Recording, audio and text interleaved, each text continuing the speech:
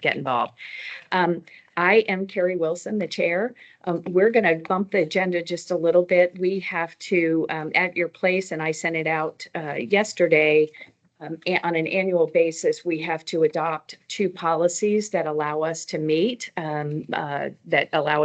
either all virtually when we join in committee or to have remote participants. So I am going to first just ask that we consider these motions to adopt the Fairfax County Affordable Housing Advisory Council policy for all virtual public meetings, and the details are outlined in this. It's what we approved last year. And then the second part of that is to also adopt our remote participation policy.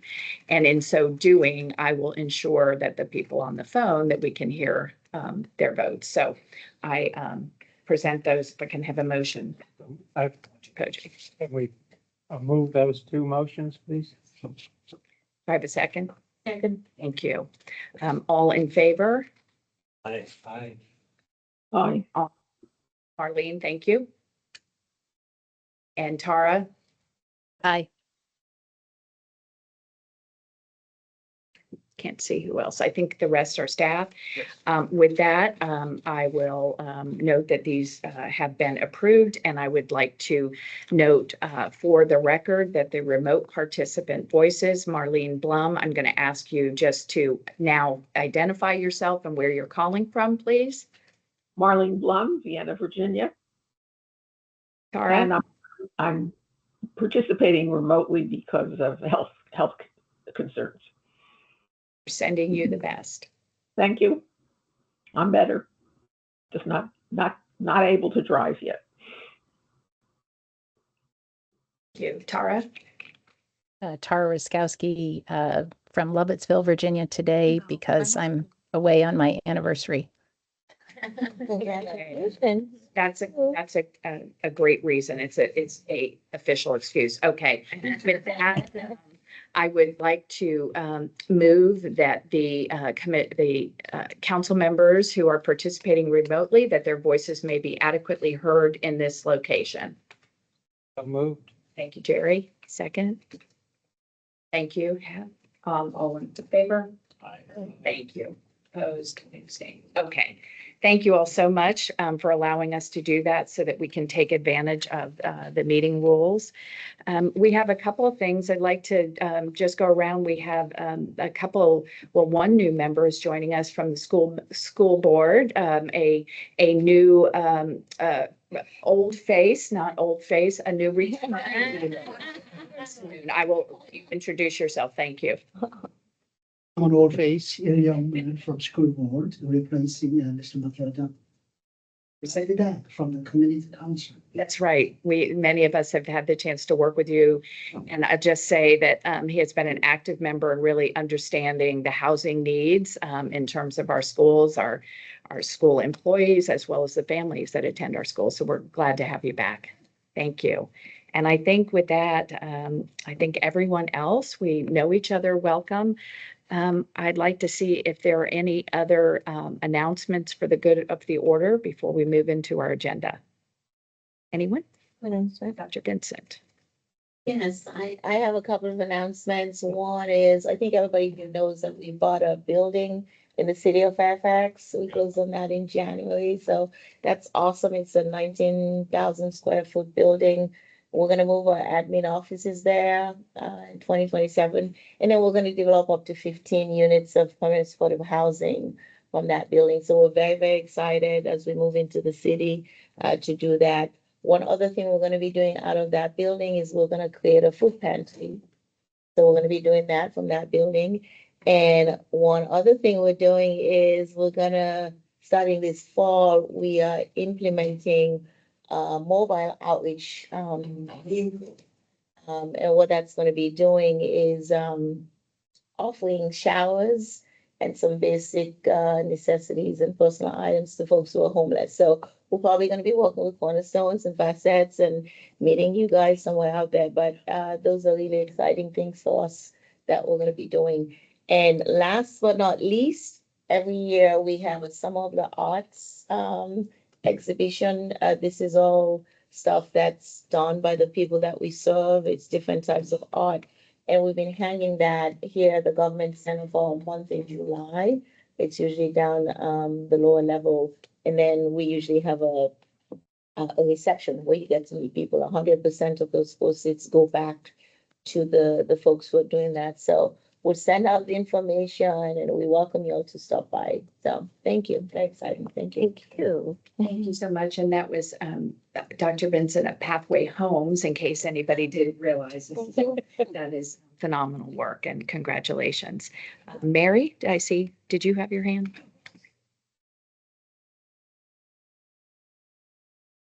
How to do this. I just wanted to say I've invited a guest today is here, who's Marianella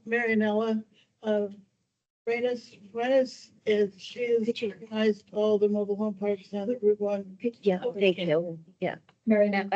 Mary, could you use your microphone? Marianella. Okay. Now I see. Red is on. Red is Yes. green. Means go. I invited a guest, Marianella Fuentes, who is the Tenants and Workers United person who has organized all the mobile home parks down the Route 1 corridor we have a mobile home item on the agenda. So sit in the corner there if you want to meet her. And is terrific. And now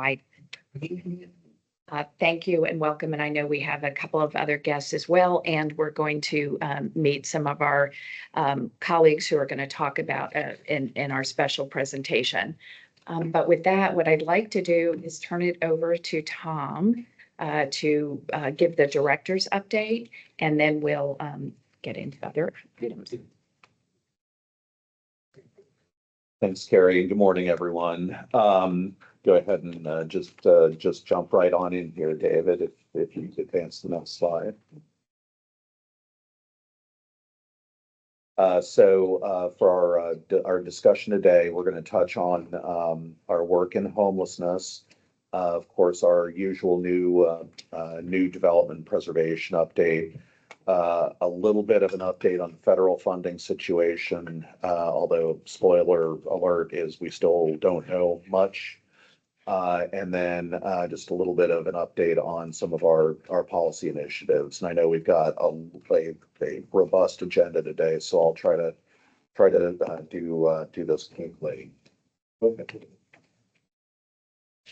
So on the homelessness response, and my colleague and friend Tom Barnett has also joined us here. Thank you for being here, Tom.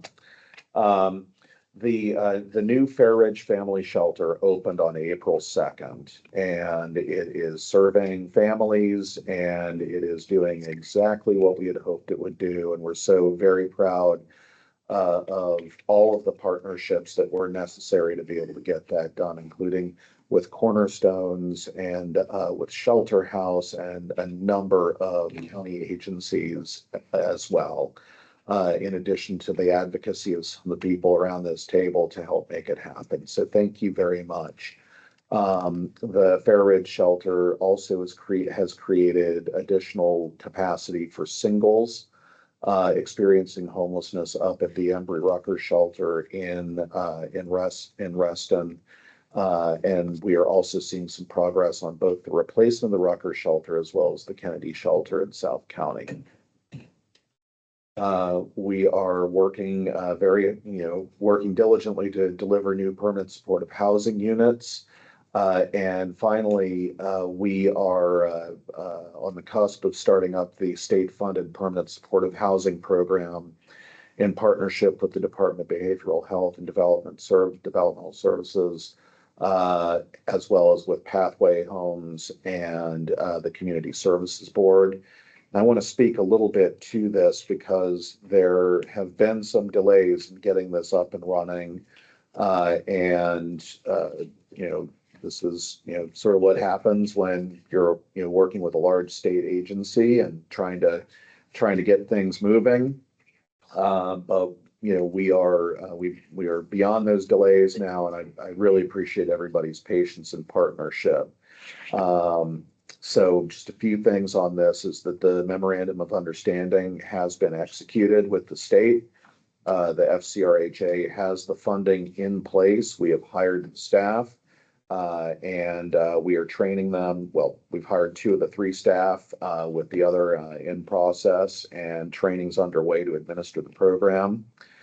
The program is designed so that behavioral health, the State Department of Behavioral Health, will work with Pathways and CSB to identify applicants and referrals for the FCRHA. The RHA will not receive referrals directly from behavioral health and CSB. The State Department of Behavioral Health and Developmental Services will determine which referrals get sent from which source. And it's our understanding that they prefer this process so that they can have centralized data on the program referrals and participation. The state has informed the FCRHA to expect the first referrals in July. So we're just a couple weeks away here. And we anticipate from a pacing standpoint that there will be about 8 referrals a month, every month as we work to get up to full program utilization over the first 3 years. So yeah, this is probably the most fulsome update I've been able to provide on this. I know we've been sort of in suspended animation. Pathway Homes in particular and CSB have both been incredibly patient, worked through some very nettlesome issues with the state. Their fault, not ours. But we're really glad that this is moving forward. And, I would just pause here and turn to Tom and also to Eleanor in case either of you have any comments or need to correct anything that I have misstated.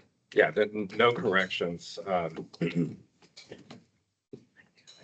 I was asked to provide some information about the heat response related to people who are unsheltered and experiencing homelessness. So everyone, if you're following the weather as closely as I am. That was me. No, thanks. We have our first 95-degree or higher day coming up next Wednesday, it appears, with the heat index. That is a threshold at which hotel shelters will essentially activate their overflow capacity. So if you are subscribed to the Fairfax alerts, as we're encouraging everyone who is interested in this, including people who are unsheltered, we expect we'll be sending out a notice coming up next week. We're also distributing heat supplies now so that people have, water, sun hats, some bug and sunscreen protection, various things that we found that have been helpful for people who are outside of shelter to protect them from the heat and other elements. The county's extreme heat response kicks in at higher temperature thresholds, which includes the heat advisory, extreme heat watch, extreme heat warning. So we follow those for the countywide escalation, including providing extra supplies at the various drop-in centers. The county, if you Google Fairfax County heat response, the top result will be the county's extreme heat plan, including a map of cooling centers. Feel free to reach out to me if you can't find it. But yeah, and I think I would encourage everyone to sign up for the Fairfax alerts if you're interested or interacting with people who are serving or experiencing homelessness. Great. And anything more on the? I just want to say thank you, Tom, to staff for moving the process along. As you know, we've been getting a lot of questions about these subsidies. Our ACT team has actually been working with folks because we had that team stood up. So I think as of now, we actually have like 4 people that have been getting enhanced PSH services. I think they've had like 12 referrals from the CSB. That was really just a separate conversation with the state just to keep things moving forward. So we need to go back and figure out how we reconcile everything. But it's awesome to hear that we're here. So we're really excited. We can worry about where we're going to get those units from later, but this was the first step. So thank you. Ideas. Great. There are multiple questions. Yes. First, John Boylan. The 300 slots, just curious for the summertime, how many do you think you'd fill? It's 150, 300. I mean, You mean this summer?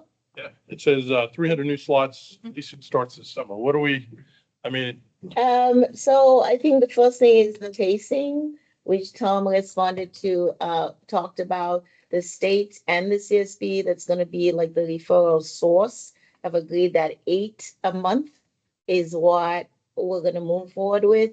I think the answer to your question is that depends on the housing inventory that's out there. thank you for the setup. So part of this is we need to worry about housing, right? And I understand the homelessness issue, but we need supply. We got to accelerate. Tom's going to flip the slide and we're going to see the 10,000 goal. What is the real number we need? 70,000? I've heard those different numbers from the Board of Supervisors.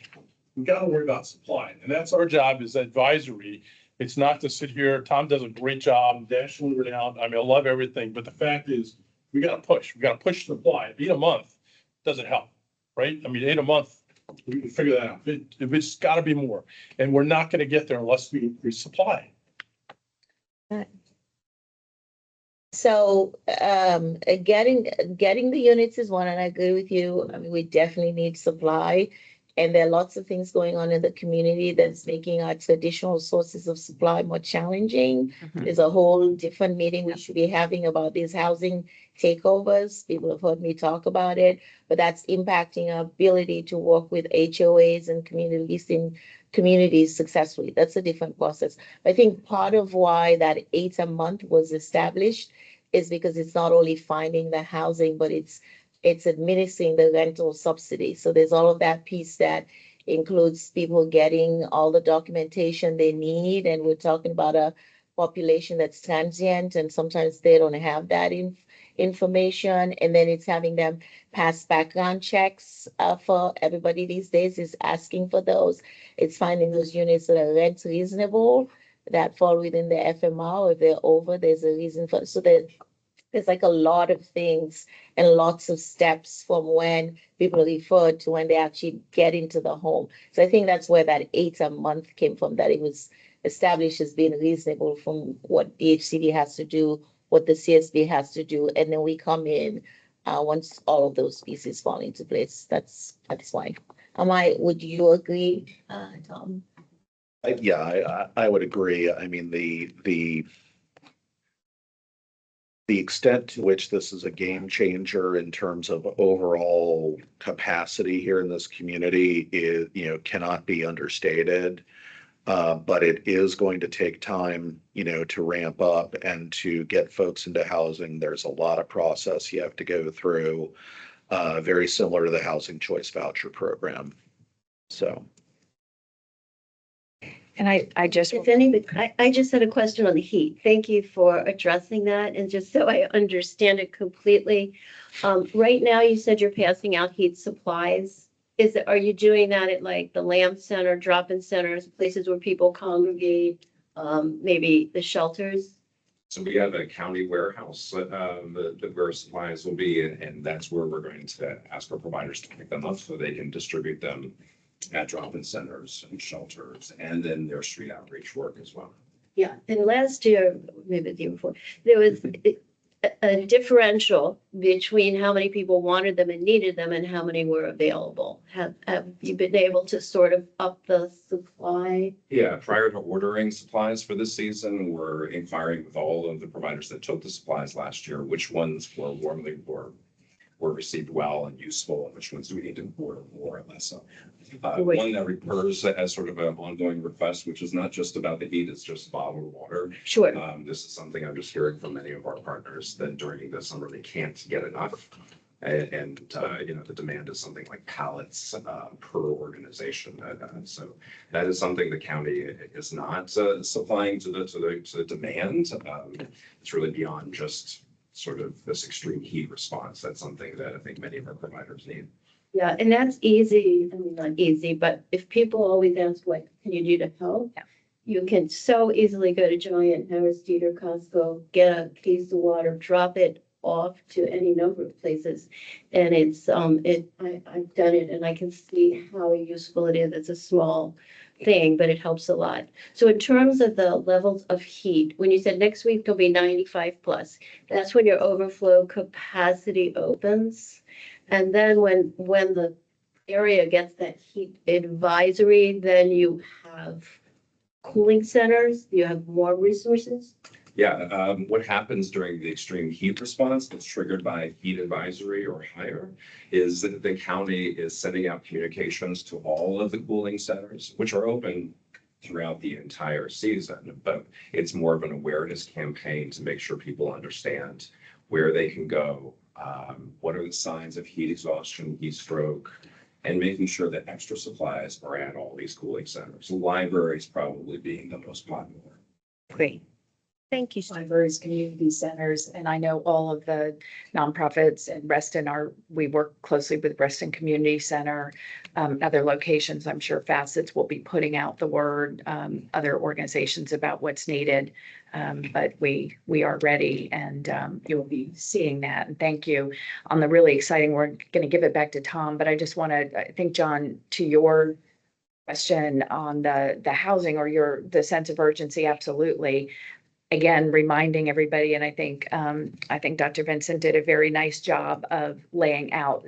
Some of this is the education of what is actually happening when we're talking about working with this population that will be eligible and all the challenges that we face every day in housing. This is not new. This is just a wonderful new resource and collaboration to bring new resources. But yes, market rate housing, most of us are, it's either the scattered site owned and then what's available in the new units coming on board. So I think, I'd like to invite at our September meeting, maybe we had already talked about inviting our Continuum of Care chair and Tom Barnett and members to come and report. And I think this will be a good report there where we can dive in a little bit on where we are on homelessness and sort of, how did we get through the summer?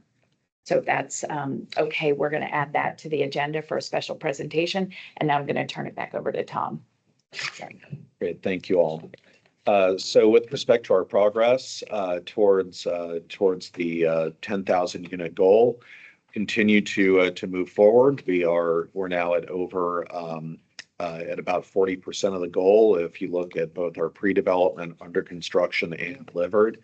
I'm sure as you drove in today, you saw one of our projects that is, really just going like gangbusters in terms of being delivered. So there's a lot of good stuff going on, and I'll provide some updates here. Mr. Boylan. Yeah, maybe it's the coffee. Sorry. But part of our job here is, and I'm part of the Tom fan club. How do I get to 10,000?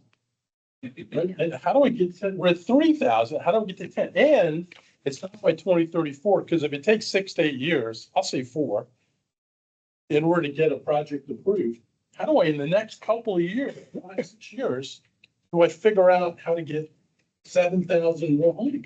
Right? And if it's not possible, then we need to go back to the board. This is an advisory part. How do we go back and say, hey guys, we're not going to get to 10,000? I think if we need 7,000 and we've got 9 magisterial districts plus the city, you go to each of them and say, I need 700 from each of your districts. Tell me the 2 sites you propose. Where is the plan to at least say I can get to 10?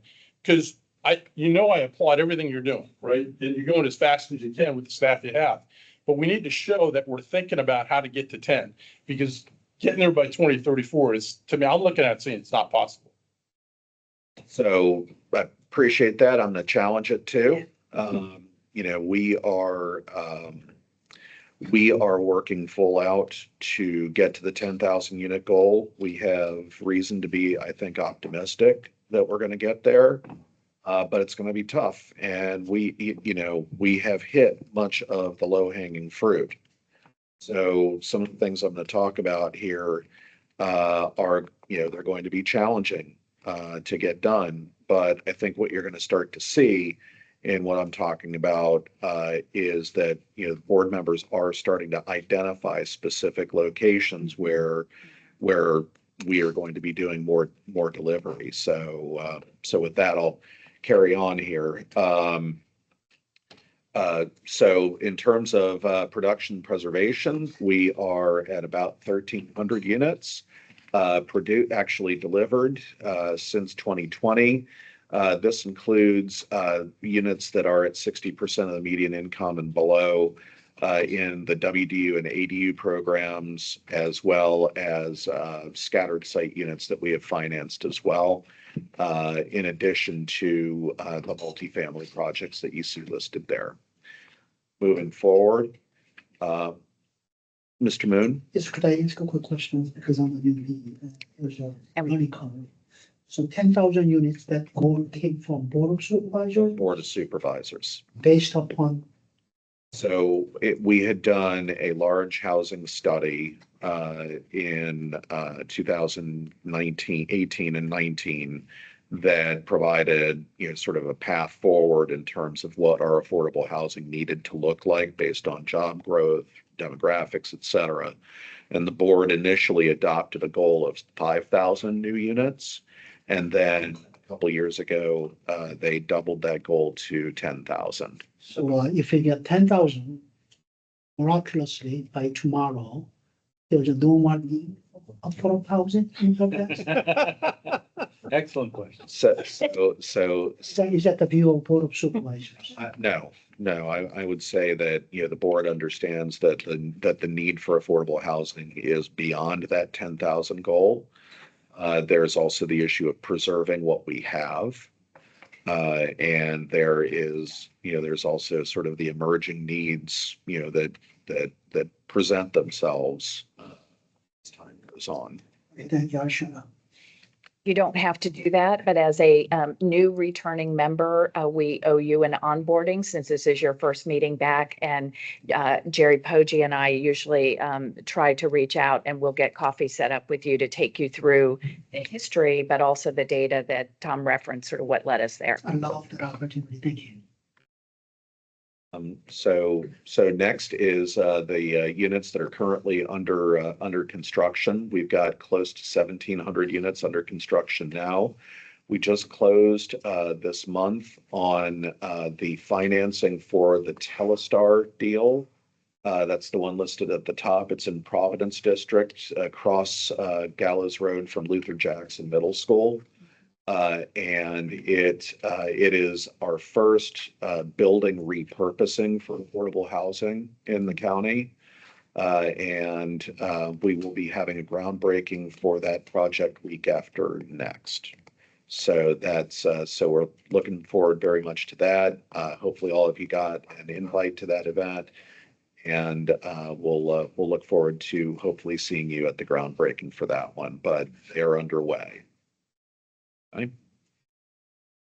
Next is the projects that are in pre-development. We've got close to 1,200 units that are in pre-development right now. Pre-development means that they have received their financing, or we've selected a developer under as part of a public-private partnership, et cetera.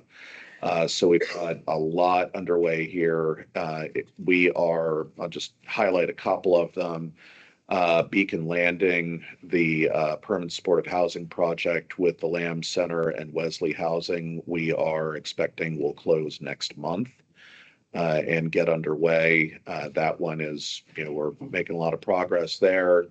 The Franconia Government Center redevelopment, the plan amendment successfully passed the board. We will now be in the rezoning process, and that'll be further opportunity for advocacy. I'd like to also highlight East County and Dulles Green. We have recently closed the solicitation process to get partners for the development of those projects. And I can tell you that we got multiple proposals for these two properties, and it's going to be very competitive, and we're looking forward to having some really good outcomes there in terms of projects that'll be moving forward.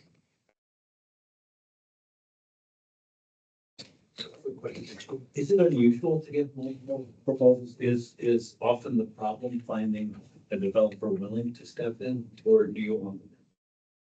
We often have multiple unless it's, unless there's something super specialized, which is not common with us. We generally speaking have,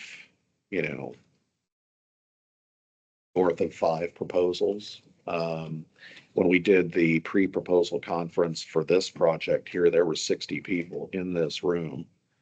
And we got, I think for this one, we got like 10 proposals. So finding developers is less the problem and it's more finding the land and the opportunity. The land, the opportunity, and then figuring out how to connect the money to it.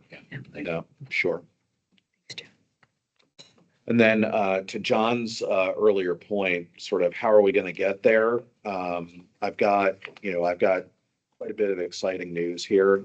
At the last board meeting, Supervisor Smith initiated the process to transfer 2 properties to the Housing Authority for redevelopment as affordable housing.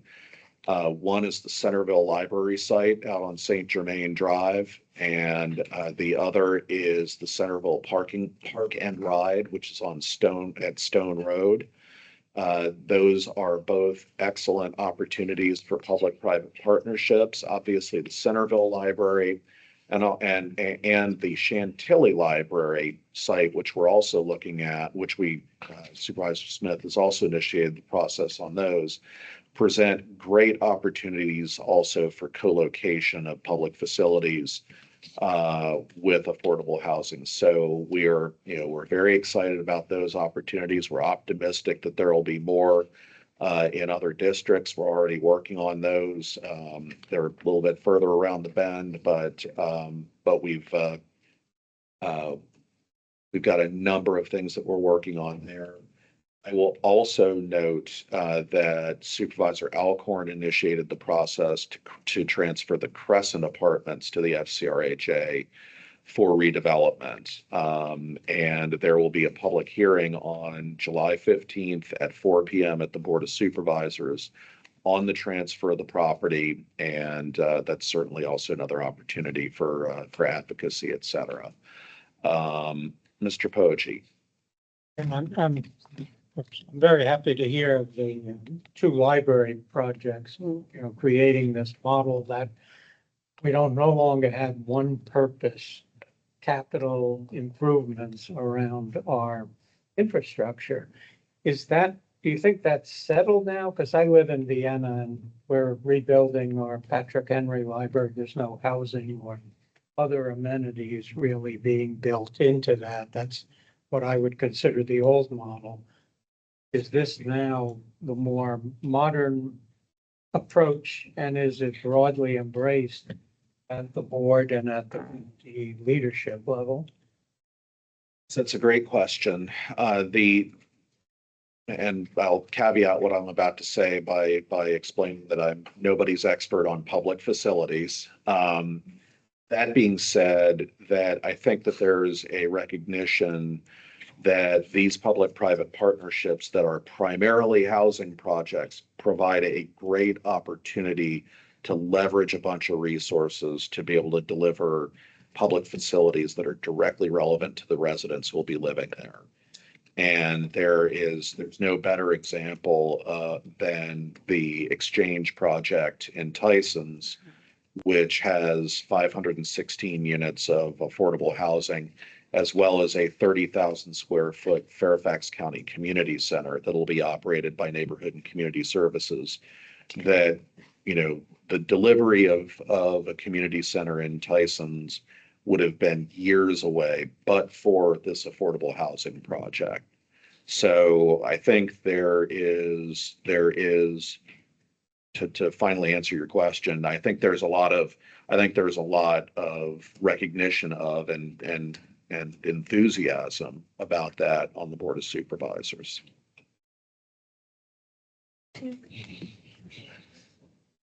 So if you may be going to this later on, if you are, then I'll just wait.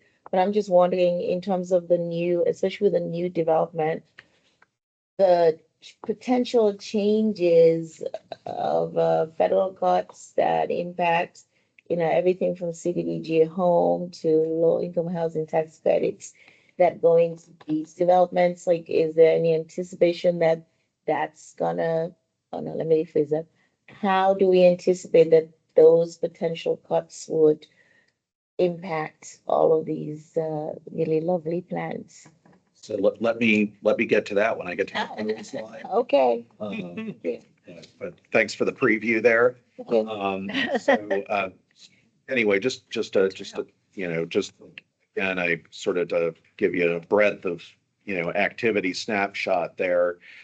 You can see that we are working in every corner of the county. We have a lot going on, and we're anticipating that our efforts will continue to grow in terms of projects, locations, et cetera. So we are very driven to get to the 10,000 goal by 2034. Okay. Just a little bit more about our affordable and workforce dwelling unit programs. Since 2020, we've had 1,337 of these units delivered. You can see here the income stratification. The vast majority of these units are affordable at 80% of the area median income. And that too is while it doesn't go to the board's 10,000 unit goal, it is a critically important population that we are also serving here in terms of working families. Go ahead. And now the federal component piece of this, in terms of the federal housing funds. I think we're all aware of the changes that were recommended and reductions recommended in the president's budget. As the saying goes, the president proposes and the Congress disposes, and the Congress is beginning its work on appropriations. We will expect to see that the relevant House committees and Senate committees publish their numbers next month. I think we have every reason to expect that that the appropriations numbers will look very different from what's in the president's budget, but we don't know anything yet. So we will continue to monitor that, and as soon as there's something more solid for us to say, we will report out on that. I do want to note that the reconciliation bill, which is known in some circles for its size and beauty,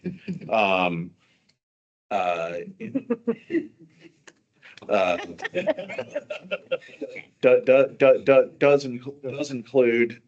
include long sought improvements to the low income housing tax credit program.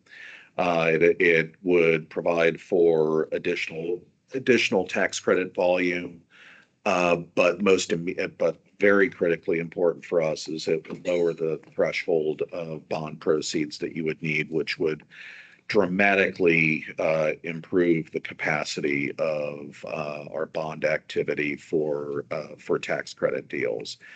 For decades, the 4% bond allocation was an underutilized resource, and now that's not, since they fixed the 4% credits a couple of years ago, that has not been an issue.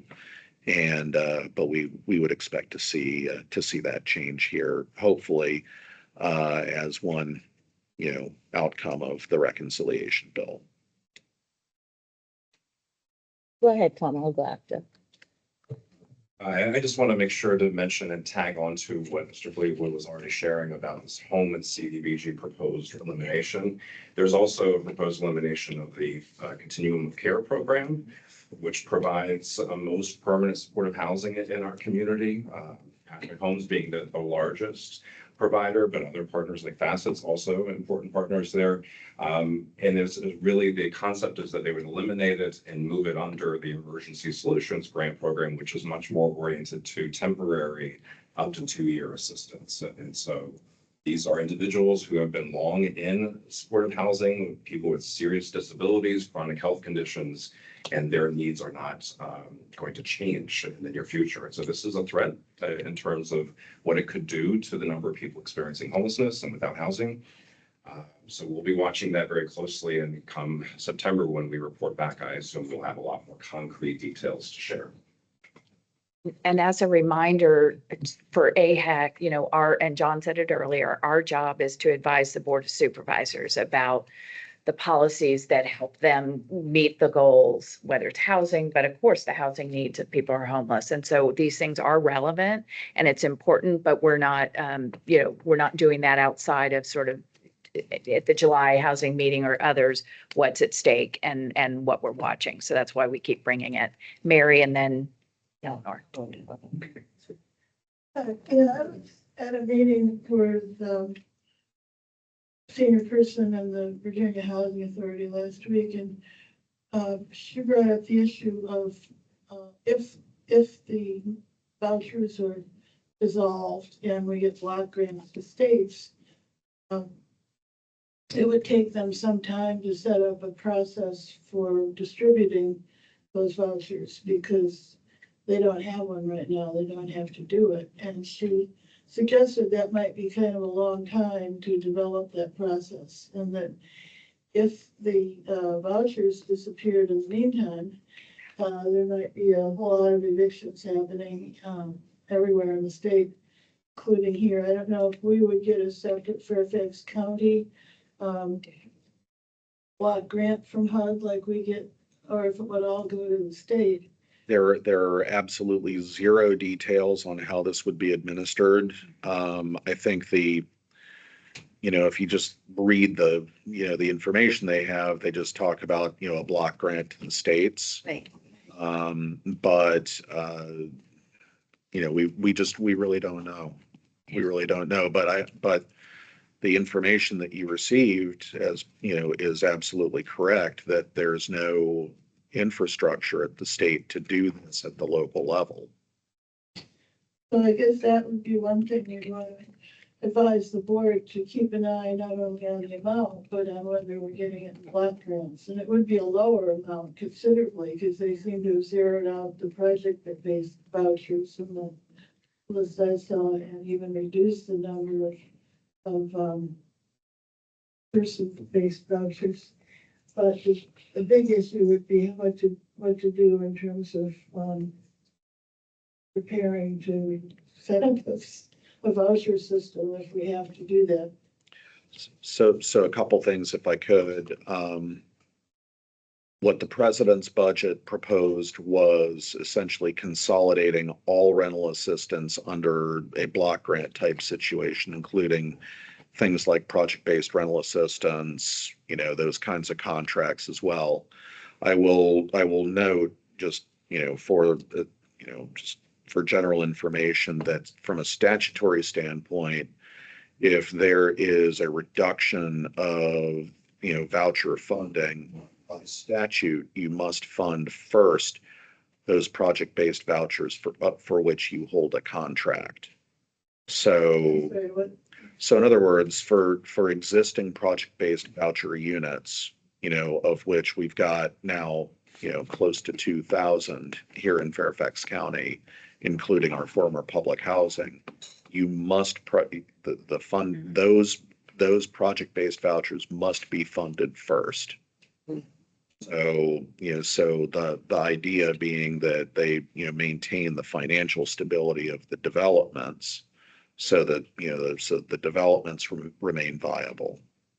And how many other kind of vouchers do we have for total? So right now in total, we are serving about 5,000 families under the voucher program. And that includes the 1,063 units that were formerly public housing and now have a RAD voucher. 5,000 is everything. It's everything, right? Now, that doesn't include some of the smaller specialized programs like VASH and some of those, but the main voucher program that is subject to our moving to work authority. So that's a large number of people not being able to pay the rent. Sure is. Yep. We should advise the board to just pay attention to that.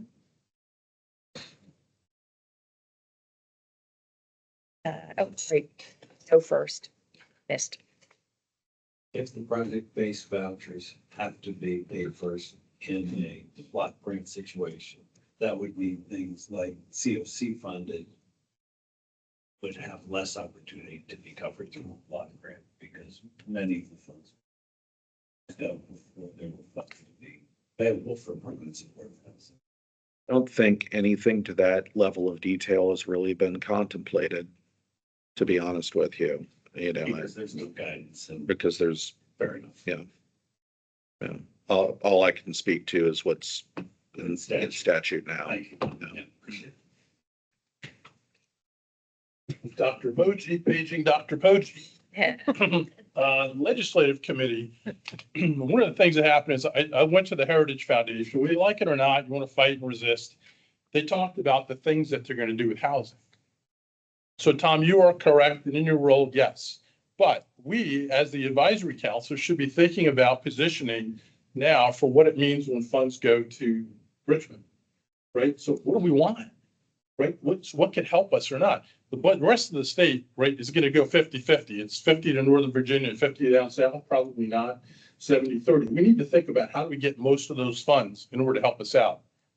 So now is the time for Jerry and the legislative committee to be thinking about what are we going to do? Because I know what's going to happen. They're going to take last year's legislative plan, they're going to refresh it, blow it off.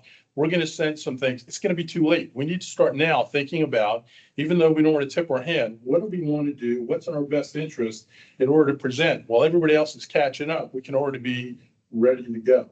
And so I think we need to figure out what is the best thing? How do we get the most funds in order to figure out how to take advantage of the money that's not going to be there? And it goes back to the 10,000. 10,000 is nothing if some of these things hit.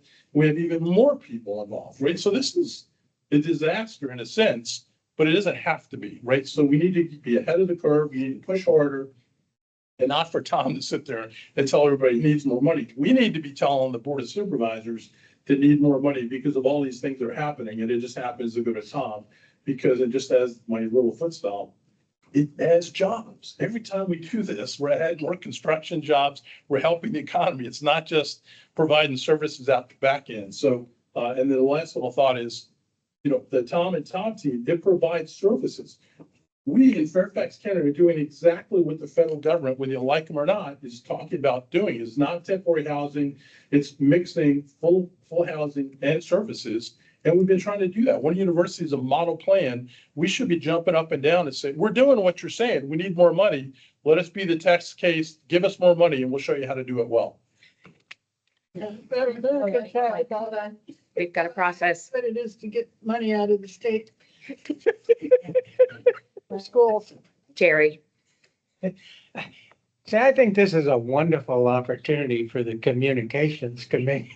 here we go. Organize us.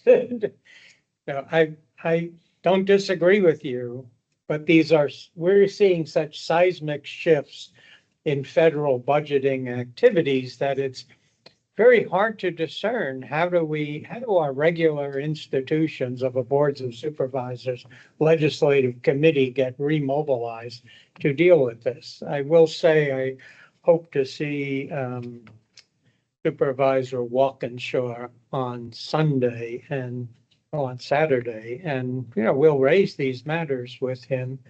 But it's again, I think we're going to have a housing committee meeting on July 8th. And I'm presuming this presentation is, kind of a preview of some of the matters that will be covered at that meeting. I think we have to both appeal directly to our own member of the boards of supervisors about the importance of that meeting, but also pose the questions that we need them to rise up to meet with the challenges that we're seeing. Tom is quite articulate about what we don't know right now, and we don't want to run off like chickens without our heads. But we also know that the board, the school board, all the other boards are anxious over what will ensue. And not only anxious, and thank you. I think that puts in perspective. Of course, they are looking at this and participating in, the state session. So it's not like this will not be a business as usual year for the legislative committee. And I think all of us, we can either, react, or we can, look at the process that it goes through and make sure we have facts on what's happened. And I will say, we have not, or at least in my lifetime, Mr. Moon, that we've been on this committee, we have weathered a number of nothing like this, but different storms when funding was lost, and we've had to, prioritize vouchers and who we were going to support in our programs. We've done this when the homeless plan was launched, but I think we need to capture the data, have facts about it, what our program looks like, as opposed to it's different than what's in Loudoun.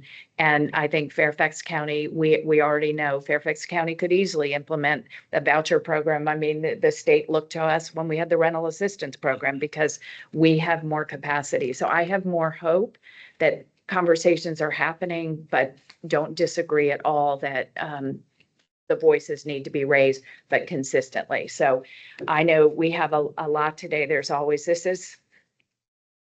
I do have a comment. Just a minute. I've waited. And I'm glad I actually waited. So, so couple of things. One is if we do go to, the block grant system, I think we are actually as a county poised to be successful in implementing that, especially given the recent partnership with the state. I think that's like our foot in the door. So that's a positive thing for us. But I do believe, and yes, the communications committee has their work cut out. But we're going to need to help them because the issues that we're facing are so multi-layered. We can't have it's not a monolithic approach, even in communicating it, because the impact is cost-cutting across our systems. And I think that there's a lot of education that needs to be done, whether it's with the Board of Supervisors or whoever. Because right now we're dealing with Board of Supervisors, dealing with a lot of calls about people who don't want those people in the community. Well, those people are going to be the people without a home. We're going to be standing on street corners, panhandling, which was a problem for the county. We're going to be overflowing our shelters, who are going to be just where people don't want to see them. So the community fallout is potentially going to be huge. And for us, as an agency, our ask continues to be that Fairfax County needs to have a well thought out, well communicated contingency plan. So yes, we don't know what's going to happen. Nobody knows what's going to happen. But I think what's worse is that we don't know what's going to happen. And we don't have a collective sense of if A happens, this is what we might do. If B happens, we don't have that in Fairfax County. And I think, well, if we have it, we don't know about it. And as some said, we're the largest provider in the COC. We have not heard, and this has been our ask, is that we need to have, so we're not all running around, the sky is falling, the sky is maybe not falling today, who knows, it might cave in tomorrow, I don't know. But we are feeling the uncertainty and the anxiety, and the people we're serving are feeling it. Our staff are feeling it. There's a whole system, and I don't think we're creating a sense of over dramatization in terms of the potential impact. I think it's real, but where we can be helpful is being able to say, look, we don't have all the data. We don't know what might happen. This may be a totally useless exercise, but at least let's have some kind of guiding principles. I know in Florida, where we also are, we're part of the COC, they've actually done a fantastic job of communicating with providers, saying we don't have the information, but this is what we're hearing. These are the things that we're asking providers to do. Here's some guidance that you could follow. And I think we should do that. Fairfax County is a large county. And so I think it behooves us to have some kind of community contingency plan so that if the budget goes through and they wipe out CDBG home and they wipe out, the COC, and they cut hard assistance by 44%, as we're hearing, that we should have something. That's not the time we can go plan. Yeah. It'll be too late, so. And thank you. And I need to move us along because we could sit here and have this conversation about what we need to do for the rest of the meeting. But I think this goes to those of you that are willing to work outside of this 2-hour meeting over the summer to get together, that we can't do this in this meeting. And I think sitting down, and Tom and I talked before the meeting about setting a couple dates that we could get out to people to have a retreat. And I don't disagree with you at all. We're all feeling it. And I think that was part of it, just bringing what we know to the table. And so I will ask that we make that happen. I think that you will hear some of this in the July 8th meeting. I think, Tom, we can certainly bring the fact that we're going to be bringing more information to the board as we know more in addition to this. But Can I make a quick comment though? yes, sir. So important information that I gained this morning is that those 5,000 potential tenants or families, they have, I'm sure that they do have children. We are educating in our schools. So they are our kids, and that's something the school system is going to have to deal with. And for the school system wise, you probably know that we are under investigation by DOE and DOJ. But they tie the whole thing to our federal funding, it's $116 million. That's another thing that we are very much concerned about.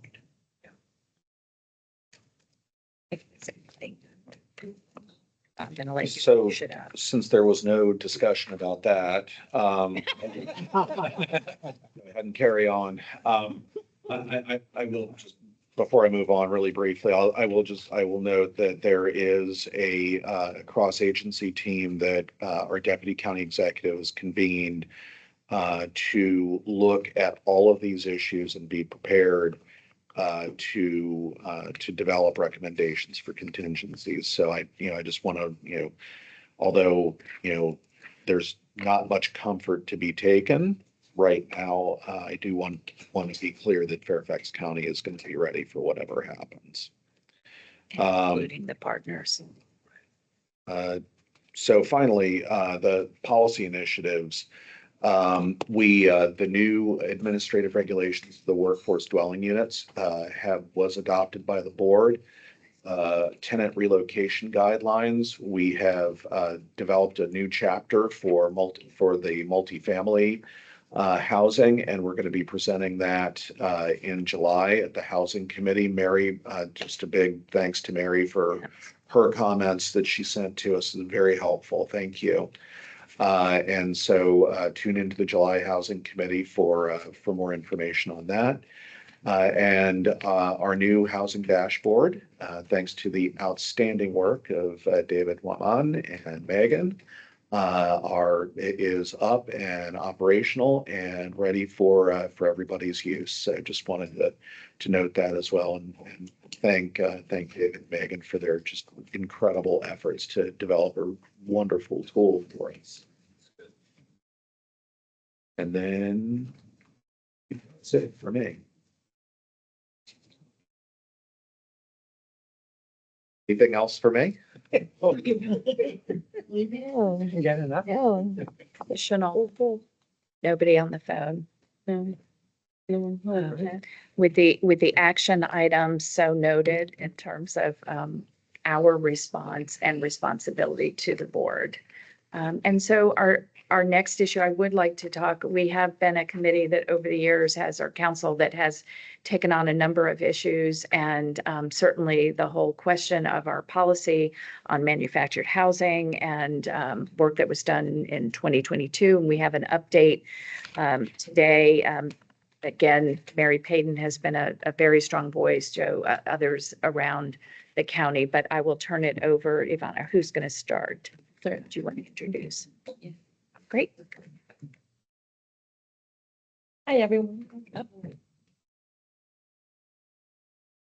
Hi, everyone. Thank you for having us today. Today, we are going to do a joint presentation with Housing Community Development as well as the Planning and Development team. So I'll introduce myself. My name is Ivana Escobar. I'm the Manufactured Housing Coordinator. Joining me today will be. Oh, okay. Hi, everyone. I'm Leonie Bauer from the Department of Planning and Development. And I'm Janan Cato with the Zoning Administration Division. It's on. It's, Hi, I'm Carmen Bishop. I'm also with Zoning Administration. And today we are going to present the manufactured housing. Oh, you've got the master. Yeah, Sorry, okay. and today we'll present the manufactured housing comprehensive plan zoning ordinance amendments as well as the relocation guidelines. So for our agenda today, we are going to provide an overview, as well as discuss our outreach and engagement, the comprehensive plan amendment, as well as the manufactured housing relocation guidelines and zoning ordinance amendments, and then give time at the end for a Q&A. So to provide an overview, Fairfax County is home to 7 manufactured housing communities containing approximately 1,745 units. Unlike traditional home ownership, where the land and home are owned by a single entity, manufactured homes are typically owned by the occupant and they rent the land from a separate entity. 5 of the manufactured housing communities are located along the Richmond Highway corridor. One is located near the Government Center on Lee Highway, and the other one is located near the intersection between Zoo 50 and Route 28 near the Dallas Airport. So as you can see, we have also listed additional information on all the parks, as well as the number of units, acres, actual density, zoning, and a comprehensive plan language for it. So for our objectives, the proposed revisions to the comprehensive plan and zoning ordinance amendment, as well as the relocation guidelines, will prioritize the following objectives: strengthening the policies and regulations to ensure the preservation of manufactured housing communities, both now and in the future. Enhance policies designed to maintain the affordability of manufactured housing communities. Expand relocation support for manufactured housing communities designated for redevelopment through the establishment of manufactured housing relocation guidelines. And review and address the issues related to nonconformance and the safety to improve the overall community standards. These initiatives are intended to promote sustainable and equitable environments for all residents. So for our process summary, we started this work in January. As you can see, we've been working hard on trying to get all the plan amendments and draft language staff ready. And we have also been throughout this process coordinating with our property owners as well as the residents. We've been going to the parks, and we'll talk about that in later slides. But as we are right now within that June to July timeline, where we will publish the draft plan text for public comments, and we will be presenting at the Land Use Public Committee on July 8th. So for our outreach and engagements, we started engagements in March. We had meeting with property owners, managers, community members, residents, and advocates. We've held community meetings at each of the 7 parks. Some of these meetings were held in the park, as you can see in the photo. We've also, if that wasn't available, we tried to locate nearby places such as community centers and schools. We've also coordinated with NCS to provide transportation, childcare, interpretation equipment for residents. And some of the feedback that we've heard during these meetings is the proposed infrastructure improvements to include the restoration of street lighting, installation of water metering systems, and the repair of roadways, as well as an opportunity to relocate the units should redevelopment occur. And then the spacing between units should be adjusted to allow the flexibility in adding extensions to the homes. As you can also see from the photos, one of the things that we also try to do is have bilingual language in all of our posters, as well as the material that we share with residents. Okay, and then I'm going to talk about the comprehensive plan amendment revisions. And these really stem from recommendations from the Manufactured Housing Task Force, with the overarching goal really to preserve the housing affordability provided to existing residents that live within these communities. And so one of the recommendations, currently the comprehensive land use plan map and the glossary do not define what manufactured housing communities are. So a definition will be added to emphasize the significant role of affordability that these communities provide to the county. And then descriptions for each community within appropriate area plan guidance will be revised, along with specific recommendations to strengthen language for communities already planned for manufactured housing in order to remain and maintain there. And then also looking to examine possible investments to improve the health and safety of these existing communities through infrastructure updates in exchange for commitments to affordability. And then some communities do have redevelopment options. And so in those instances, we're looking to add text language that really strengthens the need to preserve units with the goal of one-for-one replacement to preserve or increase the affordability levels. And then if redeveloped, relocation assistance with the goal of relocating community members back on site to the extent possible should be provided per relocation guidelines, which Yvonne is going to go over next. And for the relocation guidelines, again, this also comes from a recommendation from the Manufactured Housing Task Force. The recommendation was to develop specific manufactured housing relocation guidelines. The goal is to provide benefits and supports for manufactured housing residents if the community is redeveloped into alternative use or closure. We hope to minimize the disruption and maximize the opportunity for choice for resident impacted. So some of the benefits and supports that we're looking at is the moving expenses, as well as notification and communication on timing, assistance on finding a new location, and if feasible, relocating to alternative affordable units on site. Thank you, Ivana and Leah. So also part of the Manufactured Housing Task Force recommendations, we're proposing updates to the zoning ordinance. The current standards haven't changed much since 1978, and many manufactured home parks don't meet these standards today. We're now in the community outreach and input phase of the amendment process.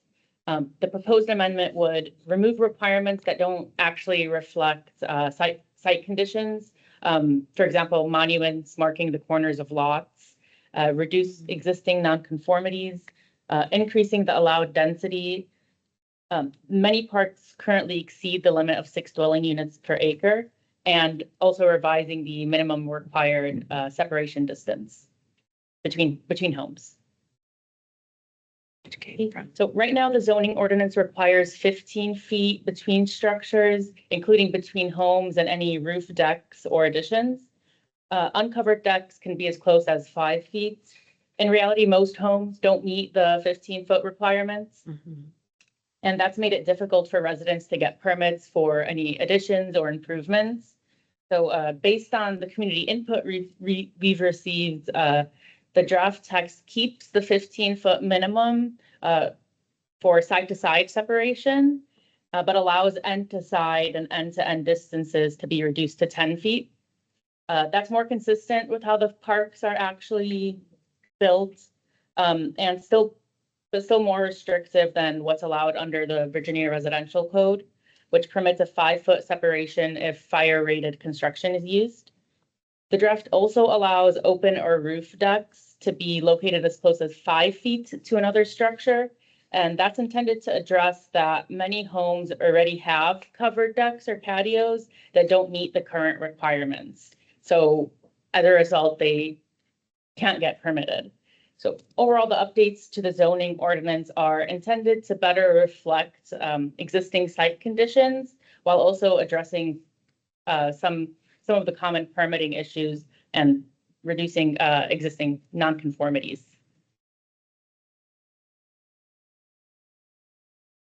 And we thank you. We want to open it up now for Q&A. So, and I know you've done a lot of work. No, thank you so much. I just want to thank you all so much for a lot of work and effort, and it has been a long time. So we're really grateful to have amazing staff working on this, and the community engagement piece, of course, is so vital. So thank you. I did just want to ask about, I guess, confusion about the separation between units. So are the changes gonna, it sounded like side to side won't change, and is that really where people are hoping to make additions? And that will the 15-foot separation won't change, is that right?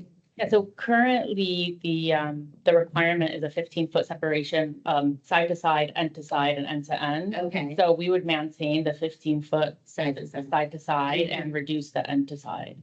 And So, or the 15-foot separation is what is typical? Has that been retained? Typically, are they still 15 feet apart in the existing conditions? I'm just wondering if we're really addressing all of the existing conformities. generally, no, Okay. but it depends on each part, but Community input. yeah, but based on, during the community meetings, we provided, voting posters for the residents to, indicate their preferred separation distance I see. for, between structures, and between like a roof deck and a structure. And most people want more space. So reduced space would maybe allow some existing nonconformities to come into compliance, but people generally voted for having that more space for the side to side. So we drafted the text based on community input. Yeah. And that's what. Okay, that's great. Thank you very much. Go ahead, Mary. Just a follow up on that, would that grandfather in some of the structures that are 10 feet? It could, but yeah, it would, if a structure meets these standards, then they would come into conformance. Like, sorry. You say They have most to people apply. wanted more space, but a lot of people have already built things that involve having less space. So I'm just wondering if you grandfather in the structures that exist, even if they allow less than 15 feet. So hi, it's not, maybe from our zoning hat, it's not grandfathering in the sense that the current requirement is 15 feet. So we grandfather when we are making a requirement more restrictive, but it would actually not be changing the side to side distance. However, what is important to note about manufactured homes is that there's a state code allowance for a manufactured home, even a non-conforming manufactured home, to be replaced with a similar unit. So if there is an existing single wide unit that doesn't meet, it can meet nothing, under the zoning. It can be replaced with a new single family, and a double wide could be replaced with a double wide. So the intersection of all the requirements are kind of complicated. But there is that allowance if that kind of gets to what you're speaking to. Yeah, I'm still not clear on whether there's still a whole bunch of people with structures built on porches that are gonna have to tear them down to meet code. Yeah, if they want.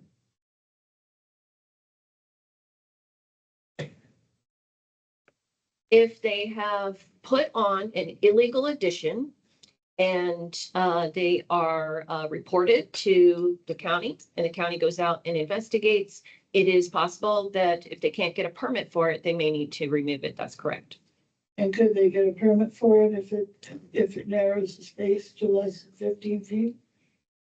So to get a permit, it does need to meet zoning and building code requirements. And so if the zoning maintains the requirement for 15 feet and somebody has put on an illegal addition, so if the unit itself is fine, but let's say they came along later and put on an addition and it was never permitted, it was never allowed. But if they did that and there is a complaint because it's enforced on a complaint basis, then it is possible that someone may need to remove it if they can't get a permit for it. That's true. So you're advising no change in the current zoning, is that right? At this point, correct. Because, I think as staff, we initially started from a perspective of thinking, let's narrow this down as close as possible to the minimum building code requirements. But we went out to the communities, and that is just not the feedback that we received. On the other hand, we are looking at the 5-foot separation for just the roofed deck. And I don't know if anybody needs it, there was a picture of that in the slides. So when we say a roof deck, that's the projection that's overhanging a deck or a patio, which many of the units do have. And in looking at the permits that are coming through and the violations that are being investigated, allowing that closer encroachment for the roofed deck would help a lot of people who are trying to come through and get those permits.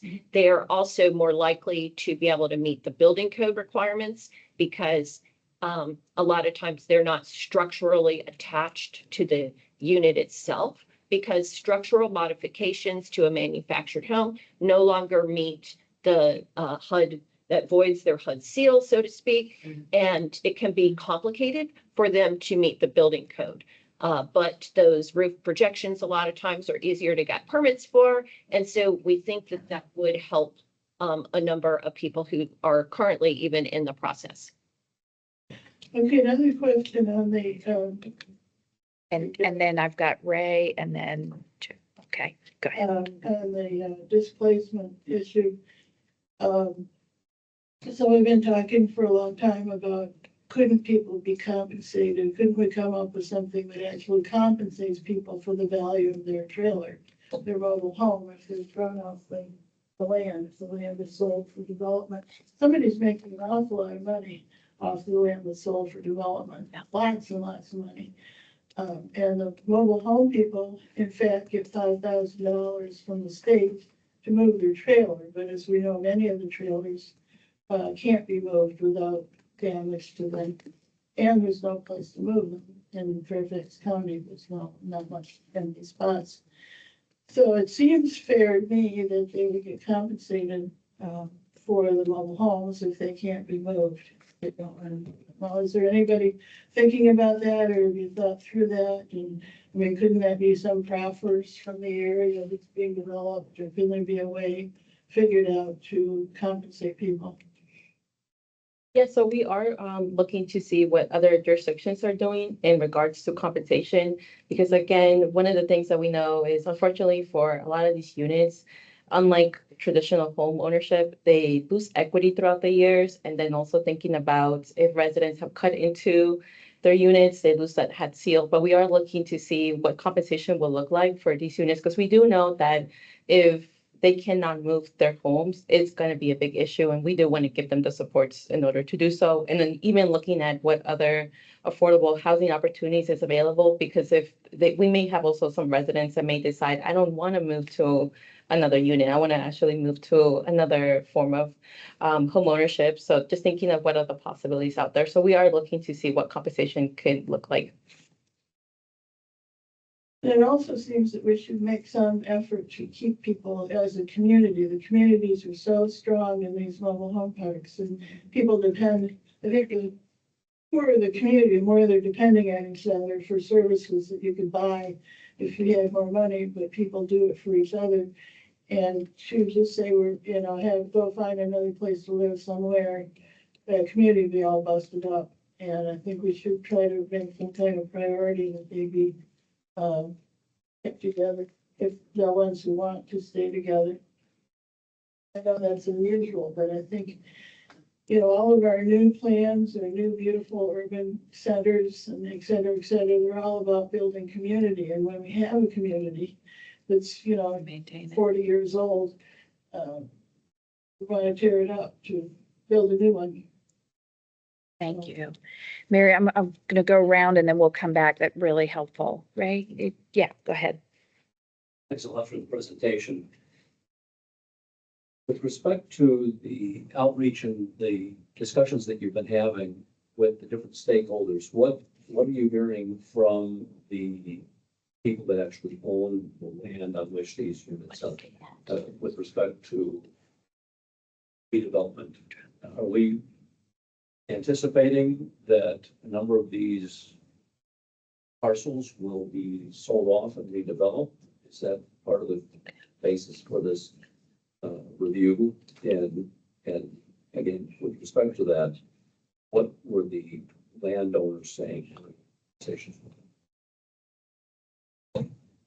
Yeah, when we talk to the property owners, so far what we've heard is at this moment, no one has plans to redevelop or rezone. They want to maintain the parks as is. And you think that's Yeah. How long do you assume that or anticipate that status quo is gonna hold? If I may. Um, Yeah. Wait, sorry. So just a couple things on that. It's really important to understand that all seven of these parks are all very different from one another. They're not, sort of a monolith of, product. And so each one's very different. They're all owned by very different types of owners. We've got private equity, we've got, mom and pop, we've got, small companies. And the Housing Authority owns one of these on Richmond Highway as well. So kind of anticipating what's going to happen with them sort of as a collective is a little bit tough. But what I would say is that in some cases, it is a distinct possibility that, that they could end up being redeveloped. And in other cases, conditions of the land or ownership, et cetera, are such that they probably won't be. So the trick here that the needle that that Ivana and our partners from DPD are trying to thread here is to develop policies that, make these properties as sustainable as they possibly can be for the existing residents. To identify opportunities, for improvements of some of the homes. So we are, preparing to award a contract for a mobile home repair pilot that we're very excited about, that will start at Harmony Place, which is, one of the, highest need, highest barrier communities. Forget the mobile home communities, one of the highest need, highest barrier communities in the entire county. So I know there's not one kind of answer to your question. I mean, some of them, are more likely than others. But I can also say that as a business proposition, mobile home parks are very lucrative. And they, low effort, high output in terms of cash. And so, there are a number of these that are owned by organizations or companies where mobile home parks are their business. So, I hope that's helpful, that it's, to know that it's very much, there's a lot of gray in terms of what this looks like going forward.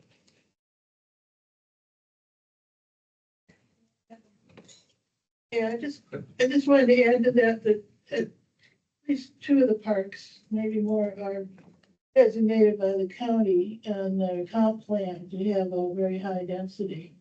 So they are being looked at, and people, they could more easily be sold to developers who would like to make developments of very high apartment densities in those areas that are, in the Embark Town Plan 1, which has a number of BRT stations. And has heights of, I don't know what it's like, we've got buildings that are 9 feet tall approved or in the process. I think 12 feet, we're talking about, you can go pretty high already, at least one of these areas. And I would expect a developer at some point would buy that park.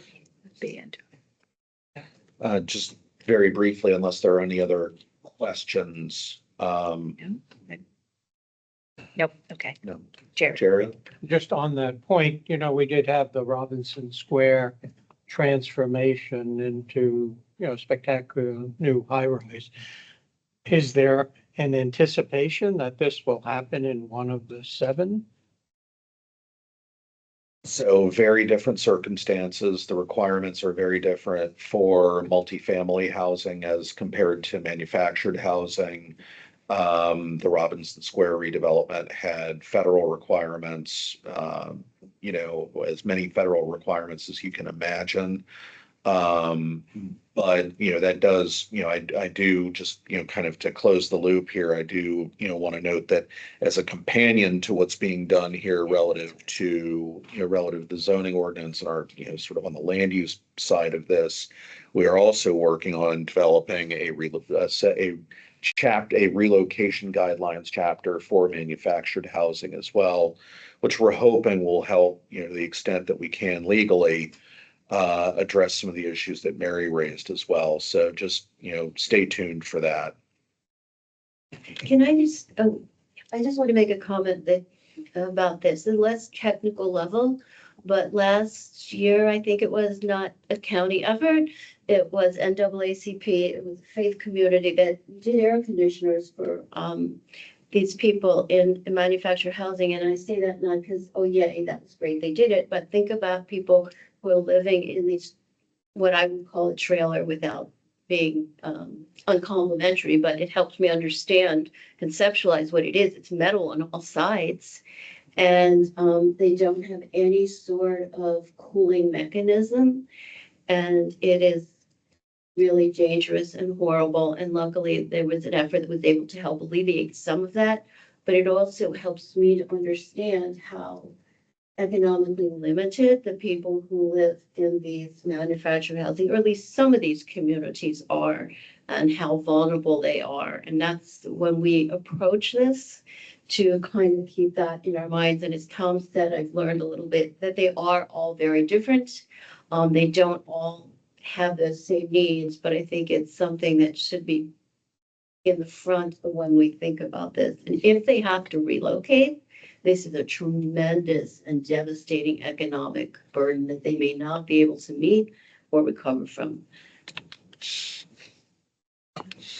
I can just add to what Cookie said. There was county involvement. I think it was Office of OEEC. I don't know what it stands for, environmental. I forgot to say that. I apologize for leaving them out. Go ahead. But as a board member on FACS, FACS was, their office reached out. I think John Morilla reached out to FACS and we were able to jump in and help. So I'm wondering if there's opportunities for, the inter-county different departments to talk to each other, because they approached it from a climate perspective, but we know that those are the communities that are hit the most, are people we serve. So I think, I think it's a great sort of wayfinding sort of model. But I'll also note that would not have happened at Harmony without Ivana, being the one coordinating, with the residents and, really sort of helping bring shape to how it was delivered. So, just another example of why why we're very fortunate to have a resource like Ivana, and that the board has given us resources to focus on this housing type, because it is so terribly challenging. So. And Marion. And I would be remiss in mentioning my friend. She's quietly Marion sitting Ella, who's sitting back there very, very quietly. Representing the community. So, Tenants and Workers United have been a wonderful partner for us in these communities. So we're very grateful for them.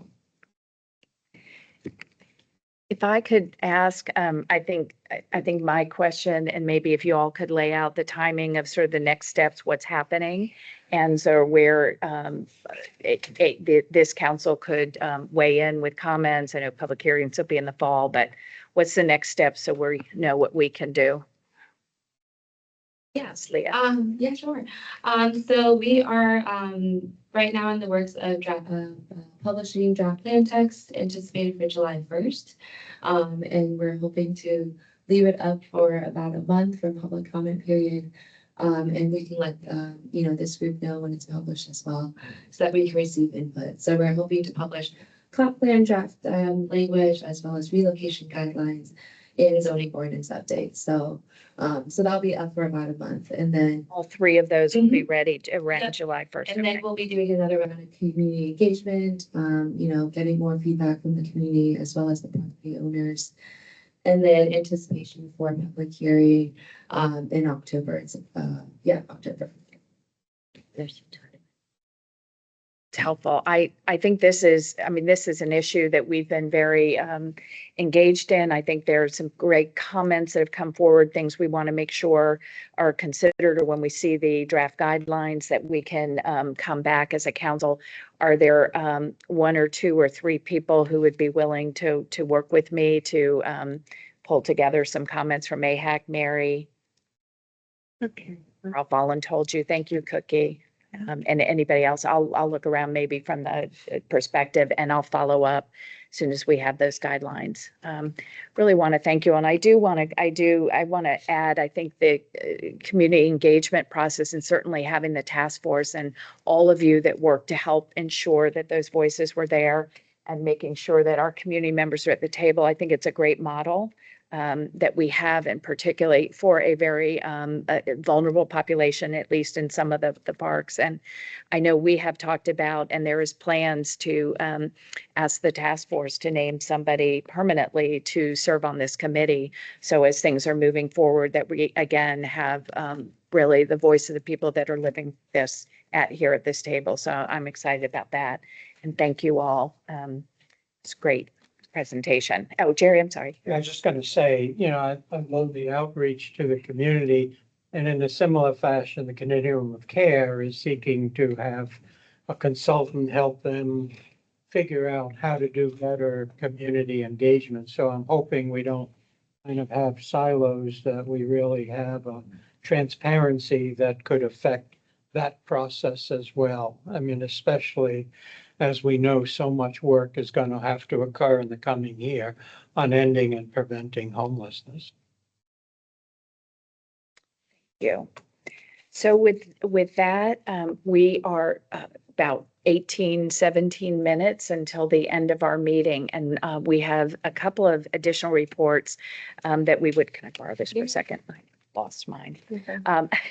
We have, I really just asked Jerry and John and Ava to provide reports on just where we are with budget and legislative. I think we set the tone for that a little bit earlier today, but what needs to happen, and John, I know you and Ava may want to report out on your meeting and sort of what next steps, and then we'll talk about the work plan for the summer.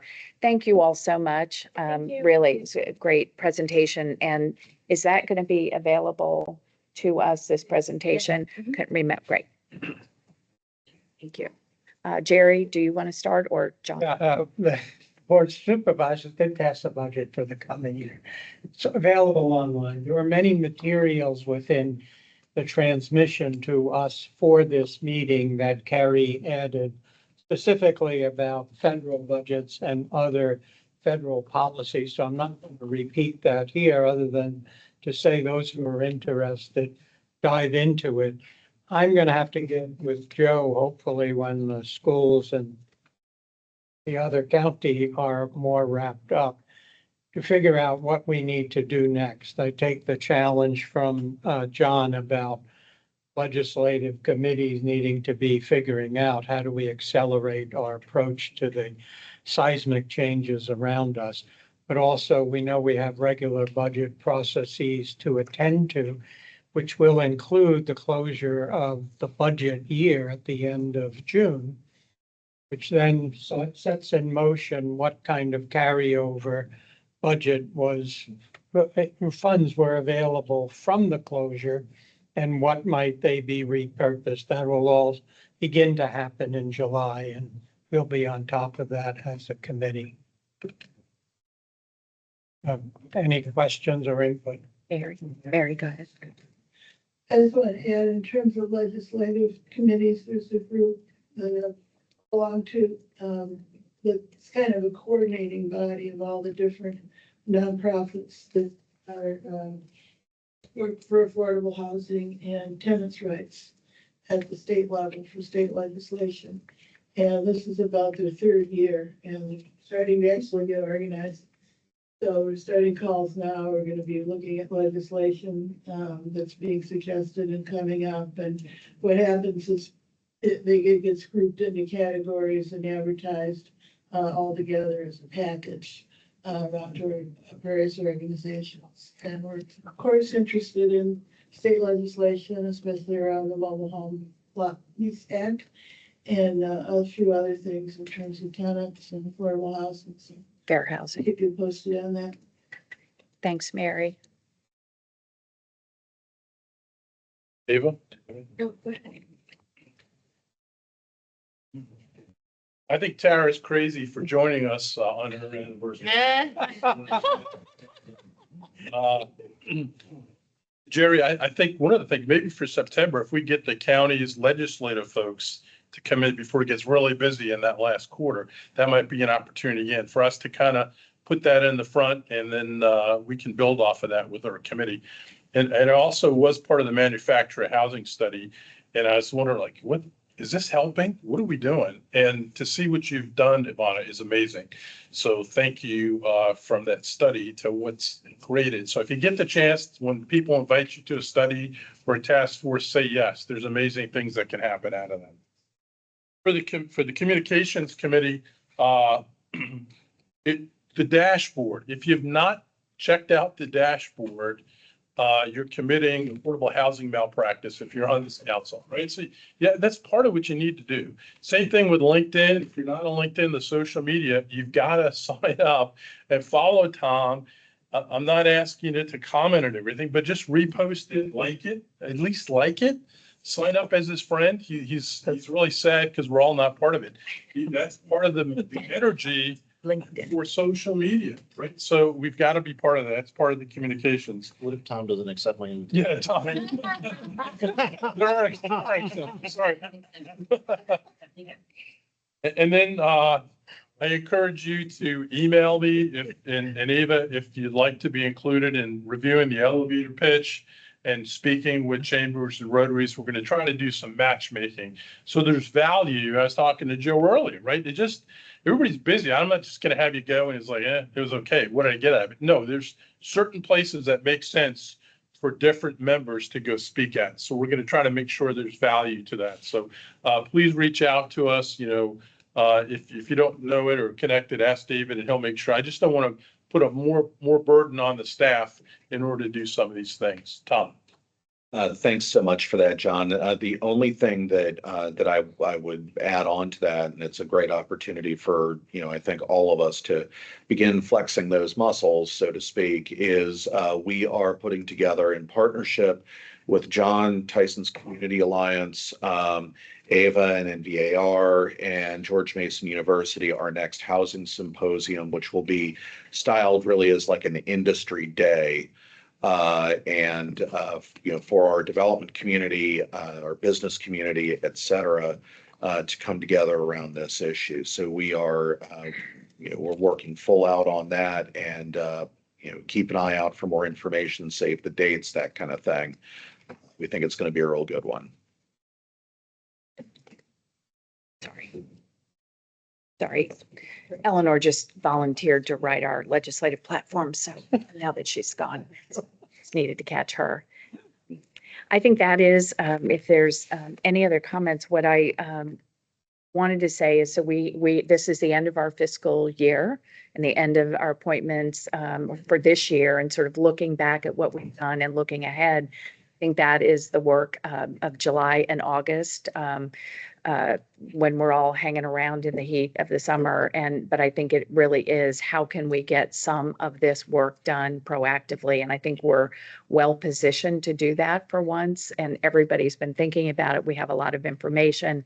Certainly, we are seeking guidance from Chairman McKay and from County Executive Hill. And I say we generally, but from a BAC standpoint, but also from just providers and advocates in the county, what are the best ways for us to be at the table and be part of the conversations, and how to ensure that the expertise of the people in this room comes together. So we are working on that, and I just want to let you know. So, Jerry. Yeah, I just wanted to say, we didn't really announce it, but two major people passed in the very recent period of time. A great friend, Jerry Conley, was chair of the board, organized so much to put housing onto the agenda in ways that had not been before. And then Supervisor Kathy Hudgen played such pivotal roles as the Boards of Supervisors Chair for Human Services and Housing. And she also was one of the members of the high-level committee to end and prevent homelessness. So we all should take great comfort from the great work that they did. We should mourn their passing, but be inspired that they propel us forward. And, you know, saying what would Kathy do, or what would Jerry do? I mean, Jerry Conway was the one who, every time he got up, if you don't build political will, you ain't gonna get it done. And this is a year where every member of the House of Delegates will be elected, a governor will be elected, a lieutenant governor, and an attorney general.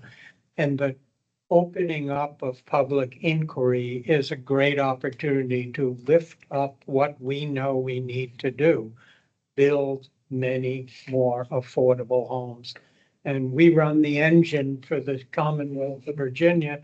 And if we don't and can't do it here, the Commonwealth is going to go in the wrong direction. So we need to remind everybody of that.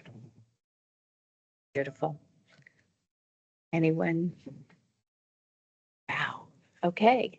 So unless there's any other news, thank you for that, Jerry. It's actually a great note to end on, to take us out of the room. And I know many of us were at both receptions and funerals to kind of think about this work. So I'm gonna call for adjournment 8 minutes early, and go vote if you haven't, if you are so inclined. Thank you all. We will see you September, but you will be getting a note for a open call AHAC meeting over the summer. We still have to follow the rules, but we'll have an open call for people to come in and do some work in addition to the work through the committees. So Happy and healthy summer. thank you. everybody. Yeah. Stay safe. Thank you all. David, thank you again. Good to see you.